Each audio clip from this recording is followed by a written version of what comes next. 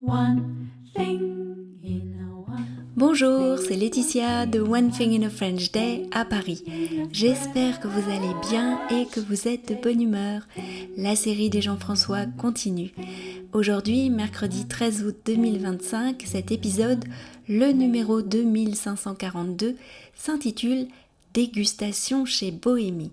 Nous sommes donc dans la série des Jean-François depuis quelques semaines maintenant. Si vous souhaitez recevoir les textes, les notes culturelles qui accompagnent ces épisodes, je vous invite à vous abonner sur onethinginafrenchday.com.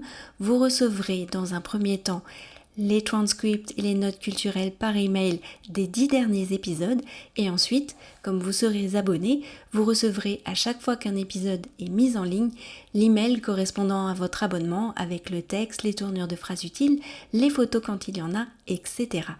N'hésitez pas à améliorer votre expérience de One Thing in a French Day grâce à cet abonnement. L'épisode d'aujourd'hui a été enregistré et diffusé en avril 2018. Il s'agit de mon tout premier interview pour le podcast One Thing in a French Day. Et bien sûr, il y a un Jean-François. Il s'intitule Dégustation chez Bohémie. Hier, vous avez pu écouter Jean-François Bandet vous présenter sa boulangerie Bohémie. Je souhaitais vous parler de cette boulangerie car si vous avez l'occasion de venir à Paris, vous aurez peut-être envie d'une pause entre deux visites. Bohémie possède une vaste salle avec des tables pour prendre un petit déjeuner, un déjeuner ou un goûter. J'ai donc terminé cet entretien en demandant à Jean-François Bandet de choisir 3 produits que vous pourriez, vous, chers auditeurs, déguster dans sa boulangerie. Voici sa réponse. Alors 3 produits, on va choisir dans les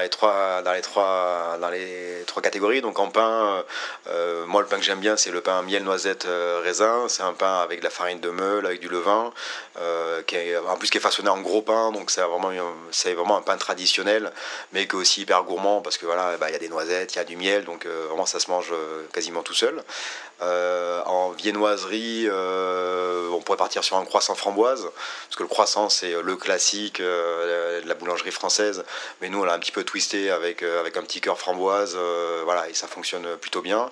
Et en pâtisserie, un cheesecake mangue passion, qui est le produit un peu star pour l'instant de la pâtisserie, puisqu'on change toutes les 3 semaines, on change la gamme, et c'est quelque chose d'hyper frais, pas trop sucré, très joli, donc c'est un produit que moi j'aime bien. D'accord. Enfin, un petit message pour les auditeurs de One Thing in a French Day. Bonjour à tous les auditeurs de One Thing in the French Day et see you soon in Paris. Merci beaucoup. Après cet entretien enregistré, nous avons pu visiter les coulisses de la boulangerie, le laboratoire. Nous avons assisté à la préparation des pains au chocolat. Dans le four, il y avait des chaussons aux pommes. Dans la partie boulangerie, le levain semi-liquide pour les baguettes était en train d'être pesé, alors que des baguettes étaient mises en forme sous nos yeux.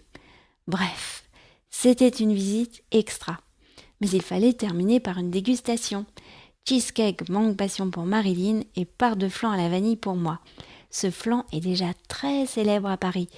Il a un goût et une texture fondante qui le rendent inoubliable. On s'est régalé.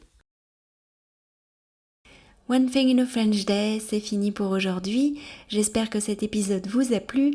N'hésitez pas à le faire savoir en laissant un avis sur Apple Podcast, Spotify ou YouTube ou votre application de podcast préférée. Cela permettra au podcast de continuer à être découvert par les francophiles comme vous. Un grand merci d'avance. Je vous retrouve très vite pour le dernier épisode de la série des Jean-François. Et oui, ça passe vite, n'est-ce pas? En tout cas, j'espère que cette série vous plaît. Et quel sera le dernier Jean-François? Suspense, jusqu'à vendredi. À bientôt, au revoir. In a French day.